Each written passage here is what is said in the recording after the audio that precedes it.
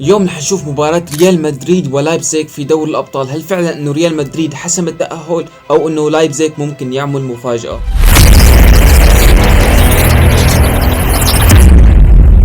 مرحبا فيكم بقناتي، انا اياس يوسف. اذا بتحب المحتوى الرياضي اعمل اشتراك للقناة ولايك للفيديو. وخلينا نروح على تشكيلة ريال مدريد وانشلوتي لهي المباراة. طبعا بالحراسة لونين، روديجر وناتشو. قلوب الدفاع على اليمين كارفاخال وعلى اليسار مندي. اما بالوسط عودة شوامي لمركزه الاساسي ايضا بجانبه كروس كامافينجا وفالفيردي. وبالهجوم فينيسيوس جونيور وبيلينغهام. طبعا غياب رودريجو عن التشكيل الاساسي للصراحة ما بعرف السبب، لكن هي كانت تشكيلة ريال مدريد وانشيلوتي لهي المباراة. طبعا المباراة هي في البرنابيو. ريال مدريد قادم من مباراة الذهاب بفوزه على لايبزيج في ملعبه بألمانيا، لكن للصراحة انا ما بشوف انه ريال مدريد رح يكون طاغي بهي المباراة. للصراحة انا بشوف ممكن لايبزيج يعمل مفاجأة بهي المباراة. وبالنسبة لتوقعاتي الصراحة بكل واقعية ومنطقية، اليوم اتوقع انه ريال مدريد يطلع من هي المباراة بتعادل 1-1 مع لايبزيج، وريال مدريد اليوم رح يتأهل للدور القادم. طبعا انا كمشجع برشلونة اكيد اتمنى خروج ريال مدريد. بالنسبة للاوضاع اللي عم يمر فيها برشلونة، فاكثر شيء ممكن يشفي لي غليلة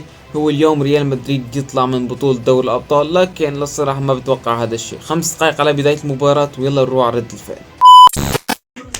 يلا لايبزيج، يلا لايبزيج، كل برشلونة معك يا لايبزيج. اذا بتريدي طلعي ريال مدريد من الابطال، وساعة لايبزيج بصير فريق الثاني بعد برشلونة. اتوقع يا جماعة انه عدم مشاركة رودريجو كاساسي هو السبب انه انشيلوتي بده يسيطر على الوسط كليا. عارفين يا جماعة من اول 8 دقائق ما شفنا الكرة مع لايبزيج، فينا نقول شوية لقطات وسط ريال مدريد مسيطر على الكرة.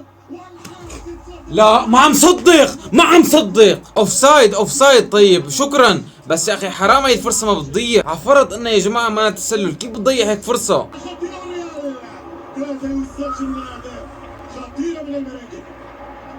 يا لايبزيج يا لايبزيج يا لايبزيج، شدوا شوي بالهجوم، سجلوا هدف بتصيروا متعادلين، بعدين حاولوا لعبوا على المرتدات اكثر واكثر. يا اخي بتعرف ممكن تصير في مفاجأة اليوم ويتأهل لايبزيج. طمني عنك مشان الله. بليز بليز روح يا جماعة. يا جماعة مستحيل انت فاشل، انت مهاجم، انت معتبر حالك مهاجم؟ رجل شو هالشوطة هي؟ انا بشوط اقوى منك. جمتان خطيرات للايبزيج، يعني صح وحده متسلل، لكن هي الثانية فعلا لايبزيج يا جماعة لو يركز مزبوط، مهاجمين لايبزيج يركزوا تماما صدقوني بيسجلوا. لايبزيج حلو، صدقوني بتسجلوا لايبزيج. يلا يلا ليتس جو، يلا روح روح روح. هي مرتدة، خطير خطير لايبزيج بالمرتدات. روح، هي جول. يلعن سمك يا اوبندا، اسمك اوبندا، لك اوبندا في راسك يا زلمه. صرت مضيع فرصتين صرت مضيع يا فشل. يا رجل شو هالمهاجم هذا يا اخي، صار مضيع فرصتين. يو مرر.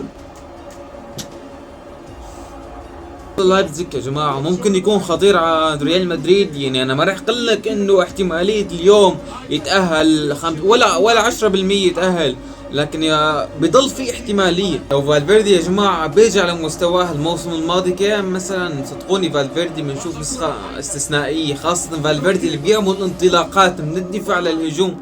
هذا فالفيردي يا جماعه للصراحه هذا الشيء بتميز فيه. بصير ريال مدريد خارق. روح يا حرام يا زلمه، هالعرضيه شو هالعرضيه الفاشله يا اخي. ليش ما بتستغلوا فرصكم يا لايبزيج؟ ليش حرام يا رجل، صرتوا مضيعين فرص بحر. بس الموضوع انه ليش ريال مدريد عم يحسسني انه هاي المباراة كأنه جاي ريال مدريد من الذهاب فايز 3-0 او 4-0. يا رجل الفارق هو هدف، بس هدف واحد. بأي لحظة ممكن لايبزيج يسجل عليك، ما في ابدا اي نوايا هجومية من الريال. يا حرام يا حرام يا لونين يا حرام. يلا لايبزيج يلا لايبزيج، شوت يا يلعن سماك بهاللعب. لك مين هالمهاجم الجحش يا اخي؟ كيف صار مضيع 3 جوال، صار مضيع هالمهاجم هذا 3 جوال. نهاية الشوط الاول يا جماعة، وحرفيا الفريق ريال مدريد ما كان عنده اي نوايا هجوم وانه يسجل. عم يلعب ريال مدريد كان بالشوط الاول على الهدف الواحد، وهذا شيء خطير يا جماعة، لانه شفنا لايبزيج عنده 4 فرص لو تم استغلالها كانت 4 اهداف. على كل نهاية الشوط الاول بنرجع لكم بالشوط الثاني. بداية الشوط الثاني يا جماعة، وركلة حرة للايبزيج. يلا يا رب يا رب بليز. يلا يا غالي يلا سجل. ايه اخي شو مين مفكر حالك حطيت شو يا اخي؟ اعطي وشوط، اعطي خلي حدا غيرك يشوط. طبعا انشيلوتي يا جماعه حس بخطر انه لايبزيج ممكن يسجل وهجوم ريال مدريد سيء، فورا طلع كامافينجا ودخل رودريجو. ريال مدريد عم يلعب على ملعبه ببطولته المفضله مع مهاجم ولا شيء، مع مهاجم. لايبزيج المستحوذ، لايبزيج الفرص واخطر، لايبزيج المهاجم على عيني وراسي يا رجل. بس يا اخي صح ريال مدريد فايز حاليا، بس يا اخي بيدافع، بيضل يدافع. اكتب لي بالتعليقات يا اخي 60 دقيقة 60 دقيقة لعب انت راضي عن اداء ريال مدريد؟ ومرة اخرى حظ الريال انه اليوم عندهم مهاجم في لايبزيج. طلع هالمهاجم الفاشل، طلع هالمهاجم الفاشل. اوبندا ضيع 16,000 فرصة. اوبندا هذا اسمه اوبندا يا جماعة صار مضيع 100 جول 100 جول. لاعب هذا يا عيني رافينيا، يا عيني رافينيا يا رجل، رافينيا ما بيجلطك قد هذا اوبندا.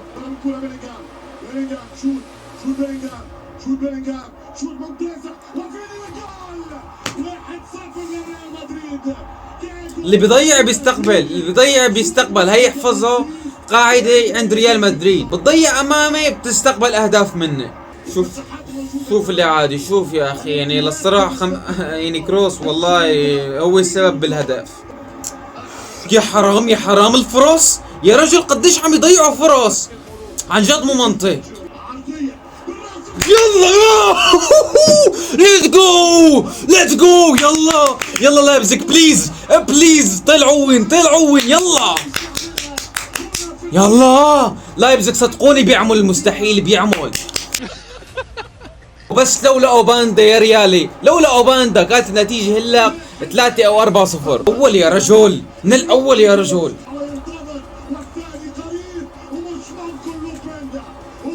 مستحيل هاللاعب، مستحيل هالاوبندا، مستحيل هالمهاجم يا رجل. ليفا الموسم كله، برشلونة الموسم كله ما جلطني قد هالمهاجم. بلش ريال مدريد ينضغط، صدقوني لايبزيج بيقدر لو بيركز بيرجع بالمباراة. يا رجل قاعد عم يشوط من 100 متر، من 100 متر يا رجل، انت قدام المرمى ما عرفت تسجل. يا الله يا جماعة، مستحيل لونين يا جماعة، مستحيل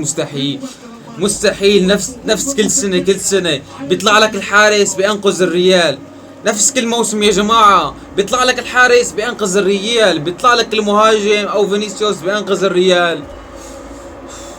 مبروك جماهير ريال مدريد اليوم للصراحة، بكل صراحة مو لاني مثلا فكر لاني برشلوني عم بحكي هذا الشيء، بس انتم اليوم ما بتستحقوا كنتوا الفوز. وبالنسبة للتأهل على لايبزيج للصراحة بالذهاب والإياب ما كنتوا بتستحقوا التأهل للصراحة، وبكل واقعية وانت كمدريدي انت لازم تعرف هذا الشيء. بالنسبة للأداء اللي قدمه ريال مدريد بالمباراتين يا جماعة انه ريال مدريد يتأهل ابدا ما نسال، حتى لو كنت افضل من ريال مدريد صعب جدا انك تتأهل على حساب ريال مدريد خاصة بالابطال. شكرا لكم تابعتوا الفيديو الاخير، لا تنسونا باللايك والاشتراك ويلا سلام. يا بابا الارجنتيني